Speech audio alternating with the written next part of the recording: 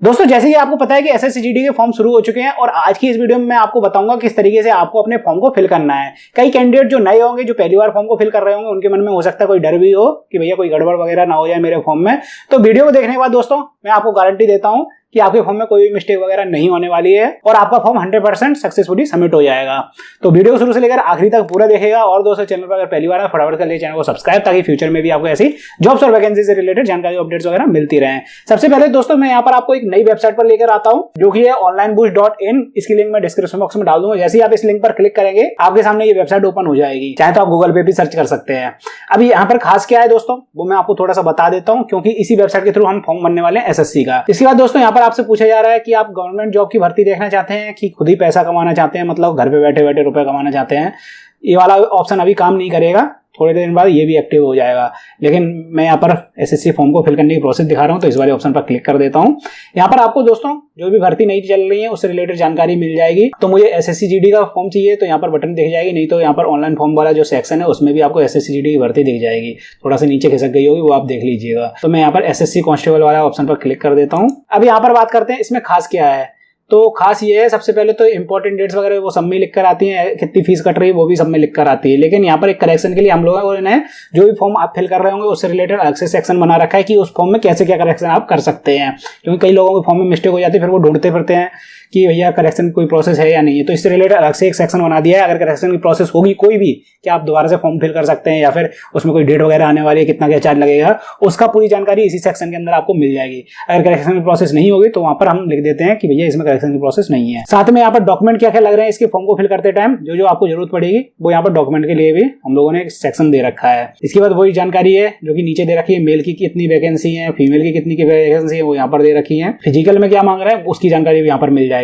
साथ में दोस्तों यहाँ पर हम लोगों ने बुक्स बाई करने के लिए एक सेक्शन दे रखा है, जैसे कि यहाँ पर जो 4 किताबें हैं एसएससी-जीडी की एग्जाम से रिलेटेड, मैथ, रीजनिंग, हिंदी और सामान्य ज्ञान, उसकी टोटल कितनी रेटिंग मिली हुई है उसकी जानकारी भी यहाँ पर लिखी है। यहाँ पर डायरेक्ट क्लिक करके आप अमेज़न से इस बुक को बाई कर सकते हैं, मतलब 4 बुक आपके पास आ जाएंगी। इसी तरीके से जिस फॉर्म की आप जानकारी देख रहे होंगे उससे रिलेटेड जो बुक होंगी, टॉप बुक्स, वो आपको दिखाई देंगी, उसको आप डायरेक्ट ही खरीद सकते हैं यहीं से क्लिक करके। नीचे यहाँ पर रजिस्ट्रेशन करने के लिए वीडियो आपको मिल जाएगी। अगर आपको एसएससी रजिस्ट्रेशन करना है किसी भी फॉर्म के लिए तो आप डायरेक्ट यहाँ पर क्लिक करके वीडियो देख के रजिस्ट्रेशन कर सकते हैं। और हाँ, फोटो और सिग्नेचर जो इसमें अपलोड होंगे उसके लिए यहाँ पर हम लोगों ने टूल डाल रखे हैं, जिसका हम यूज करके आपको दिखाएंगे। साथ ही साथ यहाँ पर दोस्तों अगर आप जनरल के अलावा ओबीसी, एससी, एसटी किसी भी कैटेगरी में आते हैं तो यहाँ पर कैटेगरी सर्टिफिकेट का फॉर्मेट भी अलग होता है, जिसकी वजह से आपका फॉर्म रिजेक्ट हो सकता है। तो इसके लिए भी हमने यहाँ पर फॉर्मेट वगैरह डाल रखे हैं, तो आप चाहें तो इनको चेकआउट कर सकते हैं, नोटिफिकेशन यहाँ से डाउनलोड कर सकते हैं। खैर, फॉर्म फिलिंग की प्रोसेस बतानी है तो मैं डायरेक्ट यहाँ पर अप्लाई ऑनलाइन वाले ऑप्शन पर क्लिक कर देता हूँ। यहाँ पर हम आ जाएंगे एसएससी ऑफिशियल वेबसाइट पर। यहाँ पर हम लोगों को लॉग इन कर लेना है। रजिस्ट्रेशन अगर आपने नहीं किया है, पहली बार फॉर्म को फिल कर रहे हैं एसएससी के,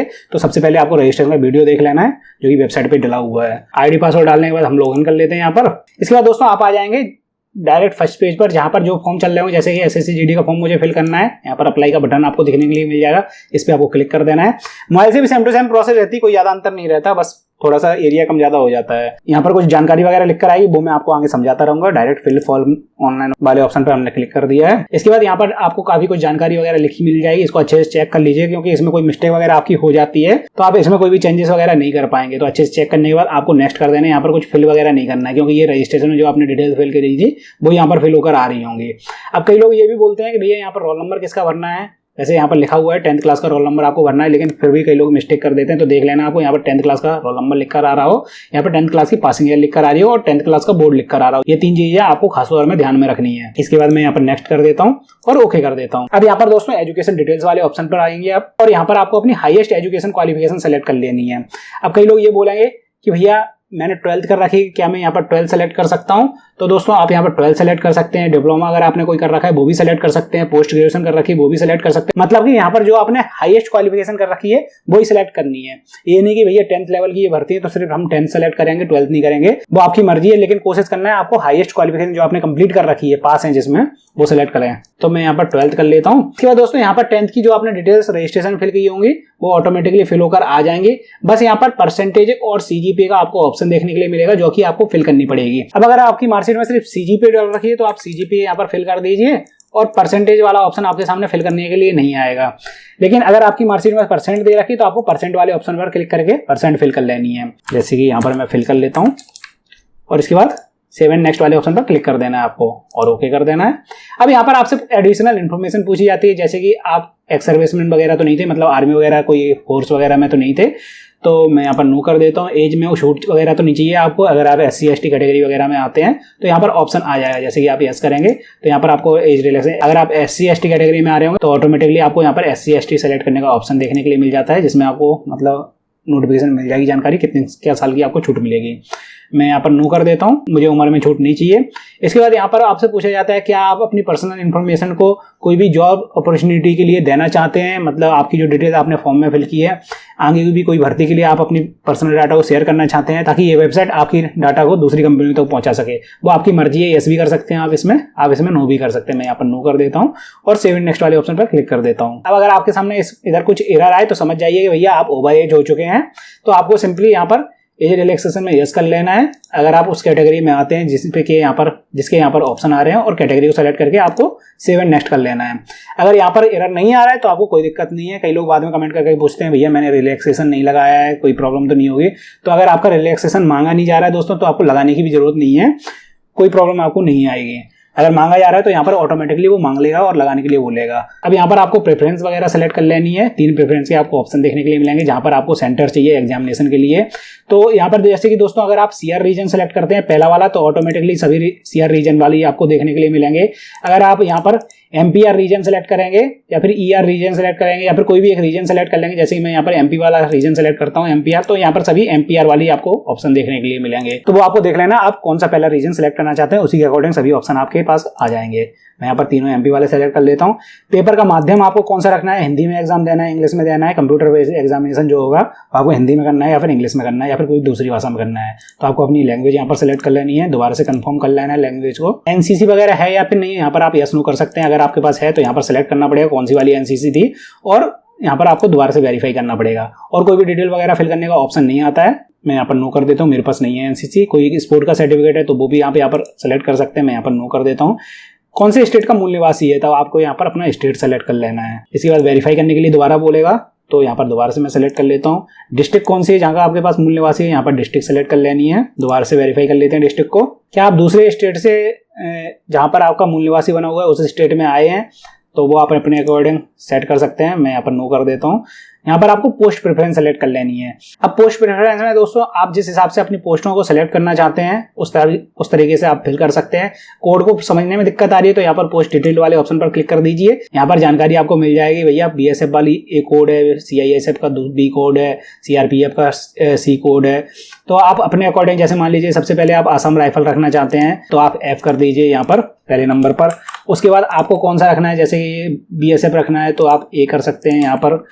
उसके बाद जो भी पोस्ट रखनी है वो आप सेलेक्ट कर लीजिए। आखिरी में मैं H और G कर देता हूँ, H। तो इस तरीके से आपको पोस्ट कोड फिल कर लेने हैं। सेम टू सेम इसी सीरीज में मत डाल दीजिए, ये तो मैंने आपको बताने के लिए दिखाया है कि किस तरीके से आपको फिल कर लेने हैं। वैसे मैं पोस्ट कोड किस तरीके से आपको सेलेक्ट करने हैं उसकी डिटेल में एक वीडियो डाल दूंगा। वैकेंसी के हिसाब से आपको किस तरीके से सेलेक्ट कर लेने हैं, मेल और फीमेल में कितनी का वैकेंसी, उस हिसाब से आपको कैसे सेलेक्ट करने हैं, तो आपको उससे रिलेटेड मेरे चैनल पर वीडियो मिल जाएगी। तो यहाँ पर मैं आपको दोबारा से वेरीफाई कर लेना जो आपने ऊपर डाले होंगे। इसके बाद सेव एंड नेक्स्ट वाले ऑप्शन पर आपको क्लिक कर देना है, ओके कर देते हैं।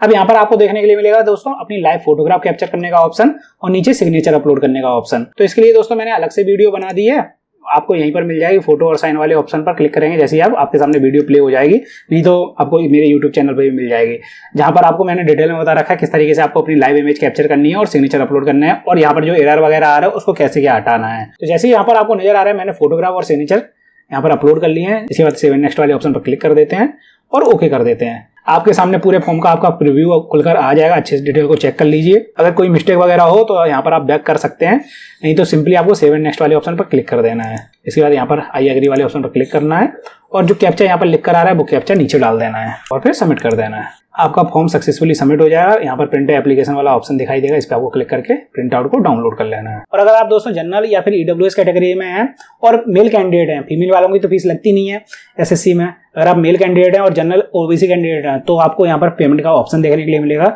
जिसमें आप credit card, debit card, UPI वगैरह के थ्रू पेमेंट कटवा सकते हैं। लेकिन UPI से अगर आप पेमेंट कटवा रहे हैं तो आपको एक चीज़ का खास ख्याल रखना है कि अगर आप मोबाइल का यूज कर रहे हैं तो यहाँ पर आपको सामने वेबसाइट में पेज जो खुला होगा पेमेंट काटने के लिए, उसको हटाना नहीं है, उसको खुला रहने देना है और आपको दूसरे मोबाइल से बची हुई प्रोसेस करनी है पेमेंट वाली। जैसे आप स्कैन कर रहे हैं क्यूआर कोड या फिर यूपीआई आईडी जो आप डाल रहे हैं वो दूसरे मोबाइल के डालिए ताकि ये वाला पेज ना हटे। और जब आपकी दूसरे मोबाइल से पेमेंट सक्सेसफुल हो जाएगी तो ये वाला पेज ऑटोमेटिकली रिडायरेक्ट हो जाएगा और आपकी सक्सेसफुल पेमेंट बताने लगेगा। नहीं तो क्या होता है दोस्तों, जब आप इस पेज को मिनिमाइज करेंगे और यहीं से पेमेंट करेंगे तो कई बार पेमेंट पेंडिंग में चली जाती है, उसको फिर क्लियर होने में 7-8 दिन का टाइम लग जाता है। तो आपको कोशिश करना है दूसरे मोबाइल का आप यूज करके पेमेंट क्लियर कर लें। नहीं तो आप अपने फ्रेंड वगैरह से भी बोल सकते हैं कि वहां पर पेमेंट कर दे, उसको आप पेमेंट वगैरह कैश कर दीजिए। तो दोस्तों ये प्रोसेस थी पूरे फॉर्म को फिल करने की। अगर आपको फिर भी कोई प्रॉब्लम या समस्या आ रही है तो आप मुझसे कमेंट सेक्शन में पूछ सकते हैं, कोशिश करूंगा आपके कमेंट्स और मैसेज का रिप्लाई करने की। और हाँ, वेबसाइट को जरूर एक बार चेक कर लीजिएगा क्योंकि अच्छी खासी जानकारी आपको इस वेबसाइट पर मिल जाएगी, आगे भी जितने फॉर्म वगैरह आते रहेंगे। और अगर आप इसके फॉर्म को फिल कर रहे हैं जिसमें आपको फोटो सिग्नेचर वगैरह अपलोड करने में प्रॉब्लम आ रही है तो आप ऊपर वाली वीडियो देख सकते हैं, और रजिस्ट्रेशन करने में प्रॉब्लम आ रही है तो नीचे वाली वीडियो जरूर देखिएगा।